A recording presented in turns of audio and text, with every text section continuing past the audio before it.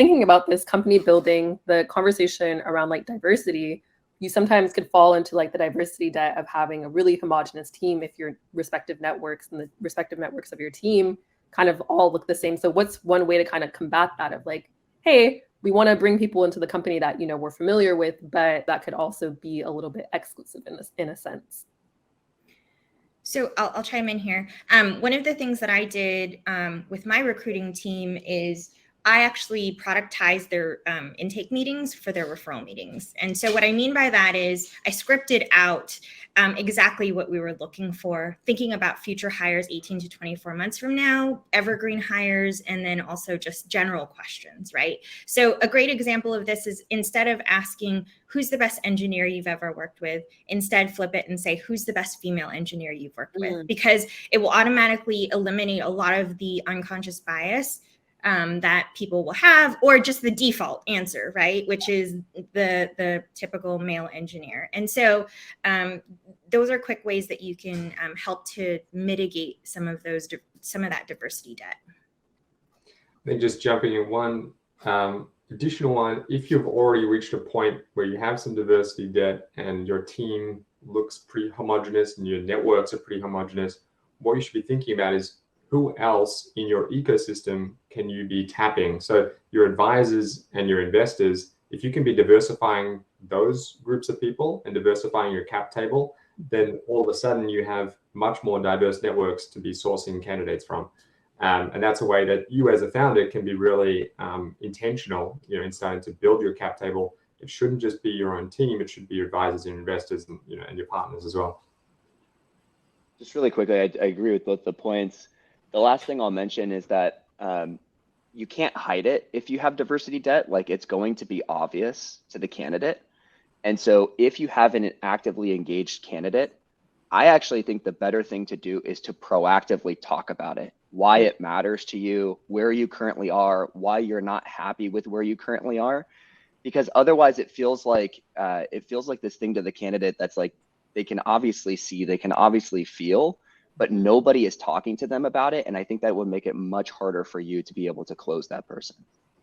That makes sense. And so how much like transparency should you kind of give to the candidate in that vein, Nolan, of like, hey, we're trying to fix this by doing X, Y, and Z, or like, hey, you could be part of this initiative. Like, what's one way as a candidate of like, hey, I don't know if I want to join because of this? You know, my take on this is that I lead with ultimate transparency.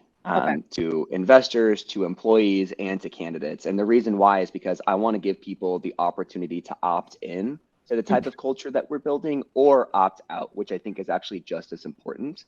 You know, one thing I do want to be clear about is calling it like an initiative to somebody, I think actually like would not make them feel good. The way that I think about it is like we have so much data on diverse teams having better outcomes. And so I would lean on that. And then I would also lean on it's just the right thing to do and the type of company that we want to build.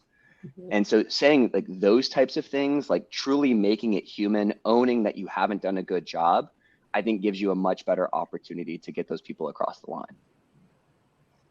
As a candidate in the past who's previously walked away from companies with zero diversity, I agree with everything Nolan said, but really be prepared to explain how you're going to change things, what initiatives you're going to be leading, how you as the interviewer or the leader of the company is also participating in this process, and what types of investments the company and the human capital that you have are also contributing to solving this issue.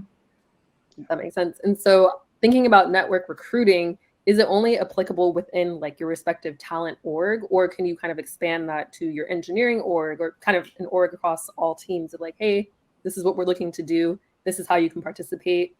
And like, how do you kind of get people to participate who might not understand the everyday workings of what we do on the recruiting team? So sorry if this is contrarian, but it is so annoying to me when people in the company think that recruiting's responsibility is only recruiting. Exactly. I understand that. And I say this a little tongue in cheek, like it's the hiring manager's responsibility. It's every employee's responsibility. And it's super important that every employee in the organization not only wears your brand with pride, whether they're commuting into the office or on a Zoom call, but that they're always telling their family about the great company that they're working with, the person at their grocery store. Like we should always be recruiting. I've recruited people in Ubers. I've recruited people listening to their conversations at Starbucks. And it's not because I am a recruiter, it's because I am so excited about the company that I'm working for. And that kind of enthusiasm should be instilled in a hiring manager. It should be instilled in the chief of staff and everyone in between. No, I 100%. love that. I think that makes so much sense. And really, like every person at the company, if they're bought into the mission and the vision of the company and they get along with their team, then they should be trying to bring their friends to come and work, at the same company, because it's going to be better for them. So if that's not happening, then there's obviously some structural issues that you need to be identifying and need to be resolving like immediately.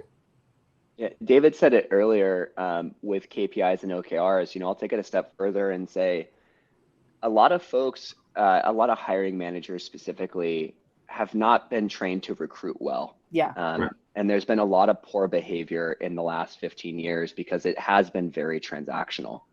And so the thing I'm thinking about to build off of David's point is something that we did at DoorDash was, when we were in the peak of like hyper growth and hiring like crazy, there was just no way that the recruiting team could keep up with the amount of top of funnel that we needed.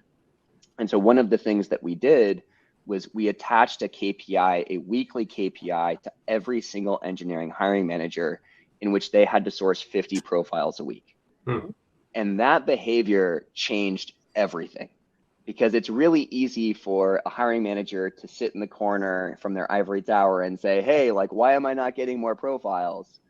To once they start getting in to see, oh, wow, like they've touched all of these different people. Oh, those requirements, there's only a handful of those candidates that exist in the world.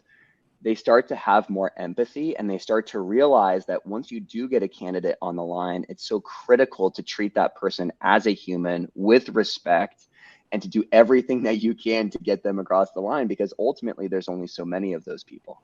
So in today's world, I actually wonder if that KPI changes from number of candidates sourced a week to number of coffees that I've had this month thinking about future hires. And I think that's something I would be doing right now. And that's something that I actually am doing right now, considering that we're probably going to start hiring here in another 6 to 12 months.